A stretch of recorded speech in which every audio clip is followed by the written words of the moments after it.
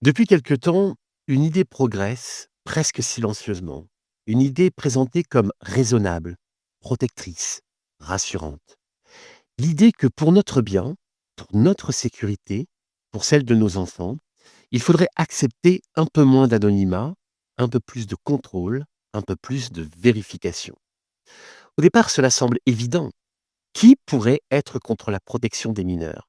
Qui pourrait s'opposer à la lutte contre les abus, la haine, les contenus dangereux? Mais à force d'additionner ces bonnes intentions, une question commence à se poser. Et si, sous couvert de protection, nous étions en train de changer de modèle de société? Aujourd'hui, on nous explique que pour empêcher les plus jeunes d'accéder à certains contenus, il faudrait vérifier l'âge de tout le monde. Pas seulement des mineurs, de tout le monde. Cela signifie quoi concrètement?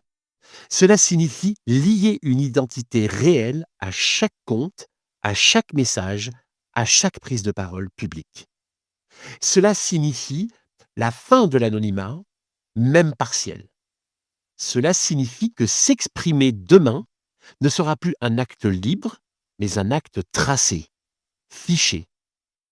Alors on me dira, si vous n'avez rien à vous reprocher, vous n'avez rien à craindre.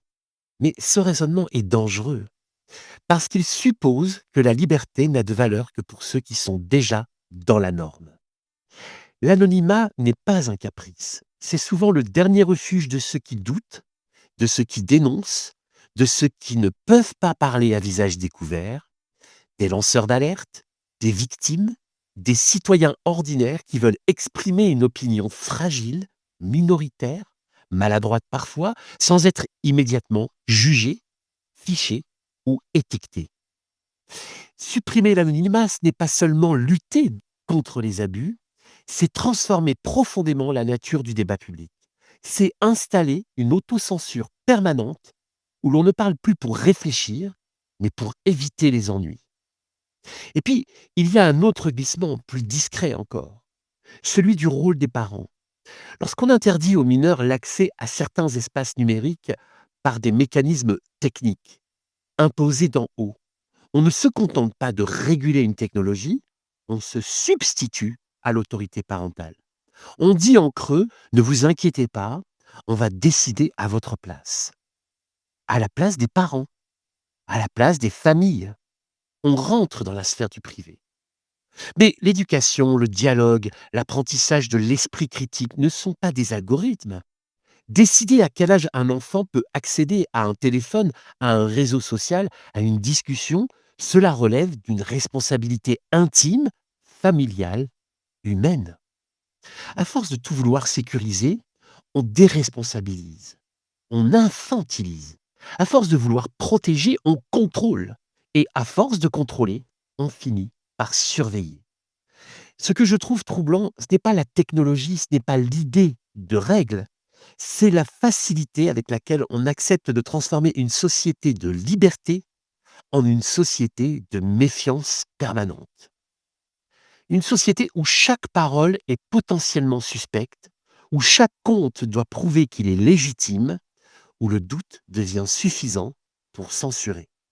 Alors, je pose la question simplement, voulons-nous vivre dans une société où tout est vérifié, tracé, contrôlé, une société où l'on ne parle plus librement, mais sous condition, une société où l'État ou toute autre autorité gère à la fois la vie numérique des enfants, mais la vôtre aussi, celle des parents, celle des adultes? Ou bien voulons-nous une société de responsabilité, une société où l'on protège sans surveiller, où l'on éduque sans infantiliser, où la liberté des adultes reste un principe non négociable et où les parents restent les premiers éducateurs de leurs enfants? Ce débat n'est pas technique, il n'est pas juridique, il est profondément humain et surtout sociétal. Il ne parle pas seulement de réseaux sociaux, il parle de la société que nous sommes en train de construire et surtout de celle dans laquelle nous accepterons ou non de vivre dans un avenir proche. Au fond, ce débat n'est pas nouveau. Déjà au XVIIIe siècle, Benjamin Franklin nous mettait en garde.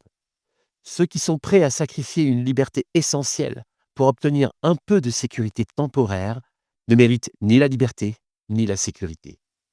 2 siècles plus tard, la question reste la même. Simplement, les outils ont changé.